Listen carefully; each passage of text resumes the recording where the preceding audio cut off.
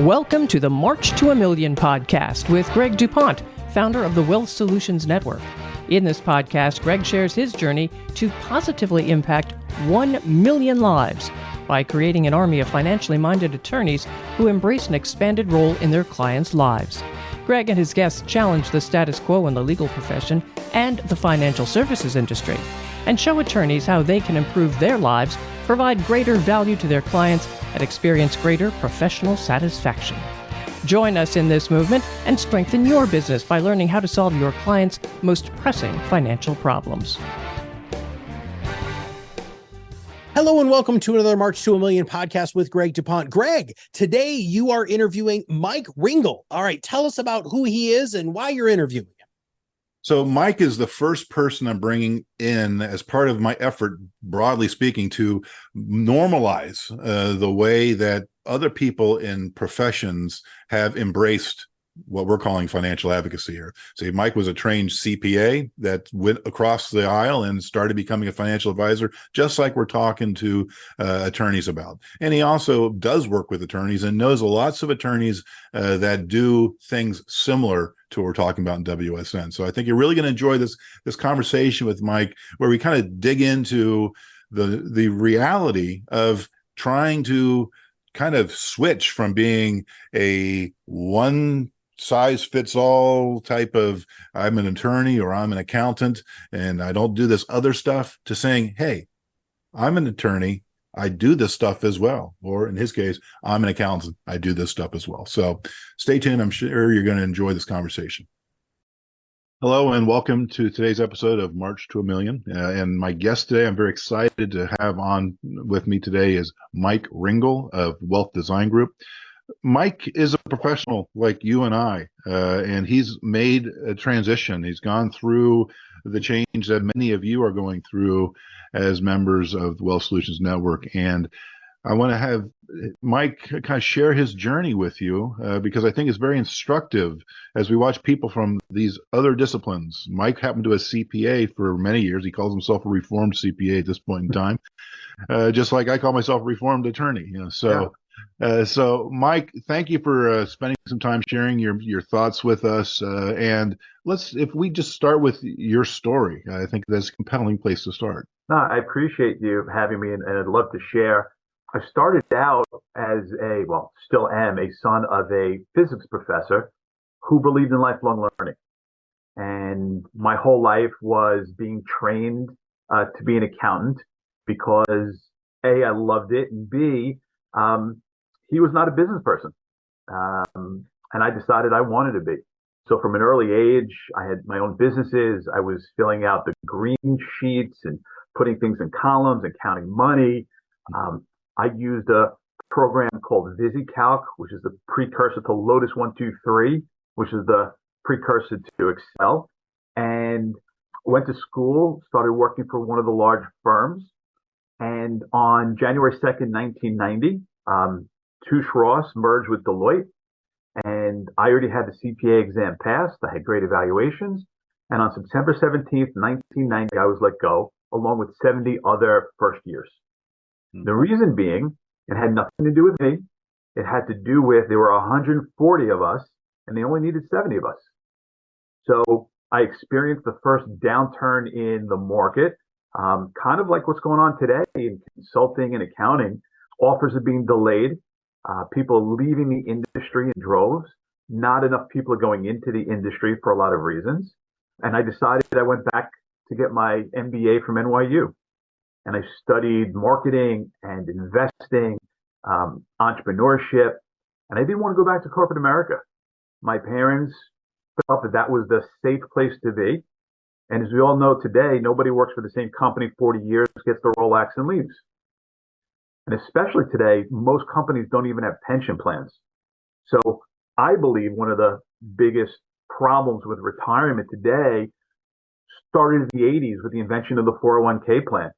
Because it took pensions, guaranteed income for life, away from employees and put the onus on them to save their own money for retirement. And we all know that human behavior and financial behavior causes people not to save money. So being an entrepreneur, I met a couple guys and we started a company in New York City called Let's Talk Business Network. And what we did was we built a support community for entrepreneurs and business owners to bring them together to talk about the different issues and challenges in their business. Because when you think about it, if you strip away the uniqueness of what we all do for a living, the issues are all the same. Marketing, sales, PR, technology. Oh, by the way, once you bring in a client, you have to be the technician to produce the work, and then you have to bill them, collect the money, hire and fire. So we built these support groups very similar to Vistage, very similar to other mastermind groups. And in 2004, my partnership broke up. Now, we were the people coaching and teaching people that they should have buy-sell agreements. They should be fully funded and signed. We had a prominent Washington, D.C. attorney create our buy-sell agreement for 4 partners that was never signed. So when 2 partners wanted to go in one direction and 2 wanted to go in another direction, we broke up. I was able to leave. The others fought over money because nothing was signed. And I'm 36 years old. I have 2 kids. I have a very supportive wife. I got offers from major companies to sell. And I had to really think about what I want to do for the rest of my life. And there are a couple of things that came to mind that were part of my value system that I think are really important. Number one is I wanted to make a difference in people's lives, such that after I worked with them, they felt better about the work that we did. Number two is I needed to be in a business that had residual passive income. So if I sold something or somebody bought something, I didn't just make a commission at that time or a fee. I made a commission over a lifetime. And being in the wealth and assets under management business, being in the insurance business, well, that was a perfect fit. If somebody purchases life insurance, well, you get paid up front and you get a trail as long as they pay the premiums. Same thing with assets under management. And so I wanted to be in a business that had residual income. Most importantly, I didn't want to be 50 years old and fired again like I was when I was 23. Being let go because you're older and has nothing to do with you. So imagine, right, getting to COVID, something that we have no control over. You worked your butt off for 30 or 40 years and you got let go just because the world has changed. So I never wanted to be in that position again. And the only industry that I saw was able to take my skill set to communicate complex topics in a very simple manner to families that would allow me to be a consultant, financial consultant, and not be the guy that goes to parties and events and people go, uh-oh, there's Mike, what's he trying to sell me? Right? I never wanted to be that guy. Jokingly, I tell people when I go to weddings and I don't want to talk to anybody, and people ask me what I do for a living, I say I sell life insurance. How much do you need? And everybody runs away. But in reality, what I did was I took my skill set of being a consultant to my clients, being a fiduciary, and saying, okay, if here's the strategy, here are the best products and services that I believe are going to fulfill the strategy, not the other way around. And I wanted to be in a business that had the residual income, allowed me control of my life. I was at almost every game that my kids had. And because of technology today, it's very, very flexible. About 7, 8 years ago, I went to a coaching program because I mentioned I believe in lifelong learning. And the coach asked me, what percentage of my business was this? I need to go to your business. I need to be in your home at 7 o'clock at night. We need to develop a relationship and have conversations. And I have to do it personally. And he said, Mike, I'm 100% virtual. You'll get there someday. And I said, absolutely not. Well, with enough coaching, right before COVID, I was 95% virtual.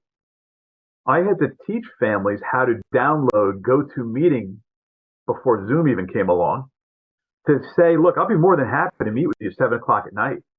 But here's how we're going to do it. We're going to do it over the internet. And by 7:45, we're done. You go back to your family. I'm at home with my family. And so right now, my whole practice is 100% virtual. even if you live around the block. The reason being is that if you ask me a question, I can pull up on any of the multiple screens that I have the data or information you're asking for. I can't do that in front of you.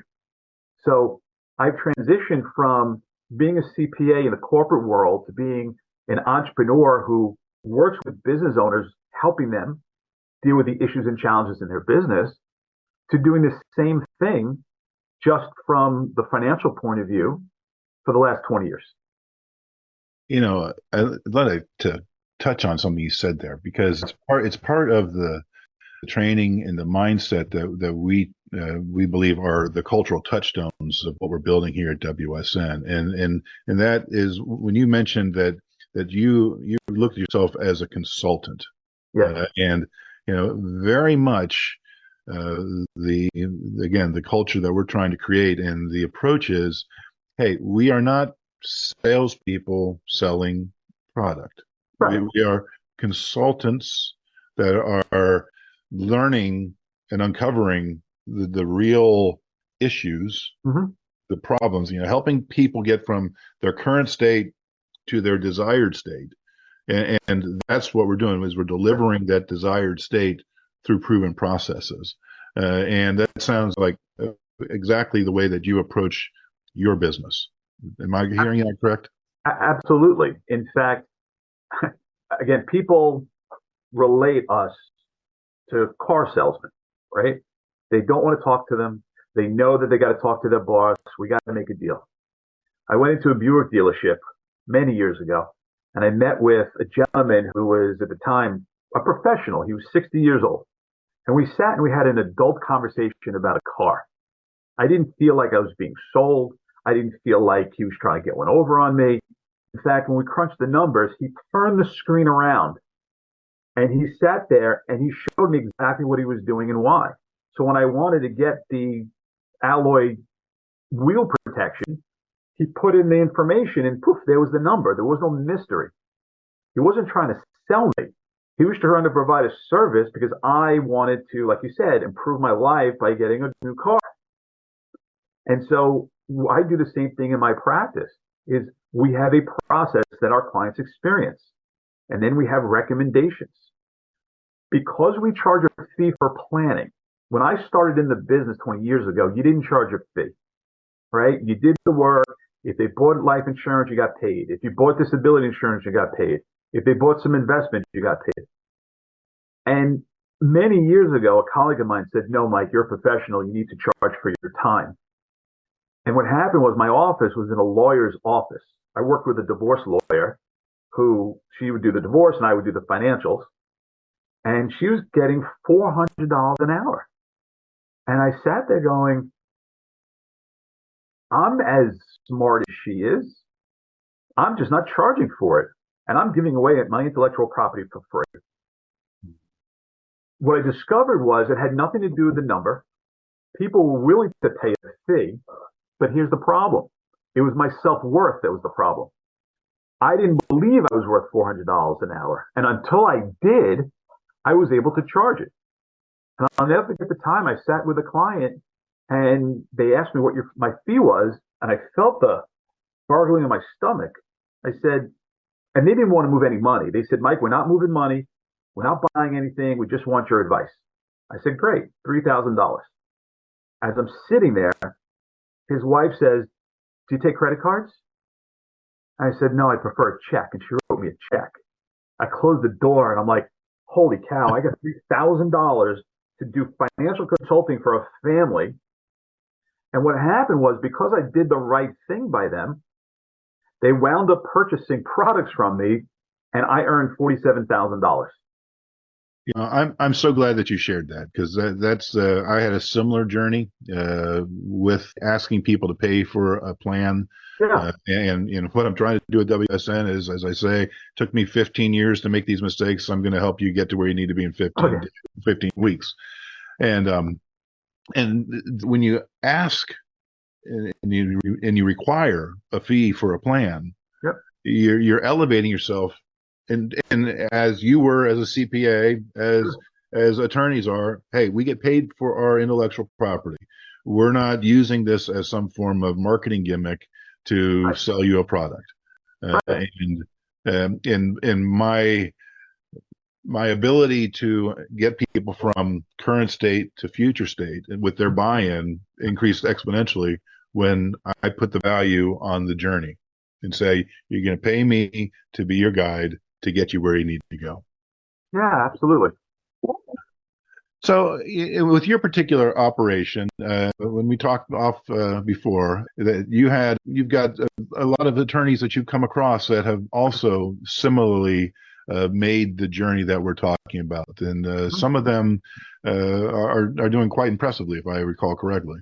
Absolutely. If you think about your industry, it's changed significantly, right? And what I discovered was, just like in the accounting world, you need to add more value to people. And when people come to lawyers to do, let's say, estate planning, the documents are only as good as the financial planning behind it. And most people, when you take a look at what they're doing, so they come to you and they bring all their financials, they open up the kimono to you, you write some documents, you make a couple grand, and you leave them. Well, how do you know if the plan is going to be implemented the way it's going to be implemented because how the assets are titled or how they're investing? Are they speculating and gambling with their money? Are they prudently investing? I mean, there are a lot of things to think about. So you actually have an advantage of not selling them anything, but consulting with them on their personal financial world and be able to say, okay, here's where you are today. Here's the planning we did from the legal point of view. Here's the financial roadmap. Oh, by the way, financial products need to be implemented to get you where you want to go. We can help you with that. And as I'm fond of saying, thanks to technology and our processes, that it's the commoditization of what used to be the intellectual property of the financial world. That things that when you and I both started our journey as financial guys, we had to have our good old HP and calculate this stuff out. But now that property, that intellectual property from the finance side is commoditized, just like the products are, just like the legal products are, just like your provision of bookkeeping services or whatever in the CPA world. And it really comes down to people like you and myself and members of WSN and others that are able to make the connection and help people understand the journey from A to B and get them to take action. And your example there about the financial product that is incident to the estate plan. Right. I think you and I, when we talked before, I went off on my rant about Monte Carlo analysis and all of that, about how if somebody comes to you as an estate planner and they've got this projection from their financial guy that says, well, in 20 years they could have either 20 million or 2 million. How do you plan for that? All right. Right. And then people like yourself being able to walk people through that conversation and say, well, okay, let's change that zone of variability. Let's get it to something that's a little bit tighter, be able to help people get more certainty as they're going forward. Yeah, absolutely. I mean, I believe, based upon my own family history and experience, is that there are three things that people need in retirement when it comes to their money. Number one is they need what we call true liquidity, just access to cash, money markets, CDs, savings, cash value life insurance, money that can get it quickly, right? That's pretty liquid. Number two is guaranteed income for life, right? I believe, and this is my belief, it's not everybody's belief, that when you wake up on the first of the month and your paycheck is replaced by guaranteed income, whether it be Social Security, pension, or certain annuity products provide guarantees for life, people feel better not worrying about the markets. My dad was a college professor. When he retired, it was his Social Security, mom's Social Security, his pension, her pension. They made more money on the first of the month from guaranteed income of all sources that all their other money was play money, and it just sat there. And then they need to have variable investments, money that's in the market, that's risk adjusted to get the expected return that they want based upon their risk profile. But if you have those three buckets, I believe you have a balanced retirement. And that's what I focus on for clients.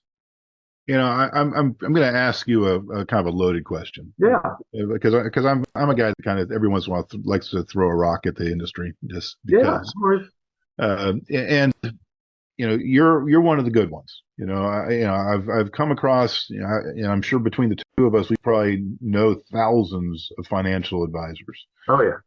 But that process that you just spoke of, of just kind of the multiple buckets and being able to, put the right piece in the right place, which is the core of true fiduciary approach. Right. It's been my observation that ain't the majority of financial guys out there. No, because it's about their values, their culture at the firm that they're at or their own, and it has to do with, I believe, their purpose and mission. So our purpose is to empower families to experience purpose, freedom, and abundance in their lives. And we accomplish it by inspiring and coaching families on the truths of investing and designing a plan to support their purpose, right? So if you come from a purpose point of view, you help people achieve what they're looking to achieve in their life, and then you use the proper financial tools. Now, it's interesting. Somebody came to me a while back, and we were talking about what they wanted, and guaranteed income for life was one of them. And the product you use is an annuity, and you could Google annuity, and there are 10 people who hate them, 10 people who love them, and does it fit into your financial world? And the response immediately was, wow, you're going to make a lot of money from this. And I said, not over time. I said, I will make more money if you keep that $1 million invested in your investing account and the fees that are generated, I'll make more money. Yes, with this product, it's upfront, but over time, I don't. But let's talk about what's best for you. I was talking to another client, and we were moving from one annuity to another based upon the benefits. And it was an A-rated company, and she did some due diligence, and there was a problem that she didn't like in the company. So she said, Mike, is there any other company we could use? And I said, absolutely. Here's company B. I said, they're both A-rated companies. They both have great benefits. By the way, I get paid the same, whichever one you choose. Which one do you prefer? And she chose B. I said, great. We put the business with B. The problem is people think that all financial people are just in it for the money. You and I know that the great work that we do, the money is just a strategic byproduct of doing great work for people. And sometimes in our business, we're significantly overpaid with some clients, and some clients were significantly underpaid. But in the end, it's even. What you just described there is, being in a true fiduciary kind of platform where you've got multiple alternatives. You got multiple money manager solutions. You got multiple. That's the platform that we've built for WSN, right. And that's not the majority of the financial world out there. It's not. The majority are captive agents, and one way or the other. And consumers know it. They smell commission breath. They know when you have to close a deal to get the money. They do. And we've all made those mistakes. I mean, I did early on, and I was coached through it. I spent the money in my head mentally saying, wow, they're going to buy this, and I just made X amount of dollars, and here's what I'm doing with it. And then, because I was emotionally attached to the outcome, and then something happened, and it didn't go through, and I was emotionally crushed, right? Now it doesn't matter. You want to work with me? Great. Don't want to work with me? Great. That's the only choice you need to make in our planning process at the beginning. Everything else will just come into play. And as an attorney, you have the captive audience. People are coming to you, for your expertise in the legal side. Well, wouldn't it be great if you can complement it, because you've already built the credibility and you've built the trust. Wouldn't it be great if you could provide the financial side as well, so that there's one shop that they go to and don't get conflicting ideas, just what, you're doing the best thing for them. Yeah. And I'd be remiss if I didn't let the people know that one of the reasons why Mike and I came across each other's paths is that Mike has a certain expertise working with attorneys, and as he mentioned earlier, other entrepreneurs. So I do want to ask Mike to share with you kind of his observations and and a little bit more about that niche market that he focuses on, in case you may have some interest in talking to Mike. So Mike, if you would. Great, that'd be great. Thank you. So along the way, and as I mentioned, lifelong learning, I have a ton of designations just because the more that I learn, I discovered a couple of things. The more that I learn, the better I am for my clients. And the more I learn, the more money I make. There's some relationship correlation between the two. So one of the designations I have is a certified exit planner, meaning that I work with entrepreneurs and business owners. And in this case, working with solo and small law firms to help them protect, grow, and eventually exit their business. You see, we're all going to leave our business someday. There's 100% certainty. Either we're going to do it on our terms or we're going to do it on someone else's terms. And business owners could sell to an insider, they could sell to an outsider, but they could also keep it until they die. So how do you as an entrepreneur protect your income, take money tax efficiently from your business balance sheet to your personal balance sheet, so that should you choose to never sell your business, should you choose to just wind down someday, should you choose to keep it forever, that you are exit ready from day one. So whatever the choice might be. I have a couple businesses that sold last year and they weren't looking to sell, but venture capitalists came along and said, we want to buy your business. And they said, well, okay. So I focus on working with the solo and small entrepreneurs to help them understand what their personal balance sheet looks like, what their business balance sheet looks like, what the gap is between the two, and then help them eventually plan the exit of their business. Yeah, for many attorneys, many small businessmen, entrepreneurs, that business is our only asset. And trying to convert that into a future is a true challenge that they need expert guidance to get through. So yeah, absolutely. Appreciate the work you do there, Mike. My pleasure. Thanks for letting me talk about it. Yeah, absolutely.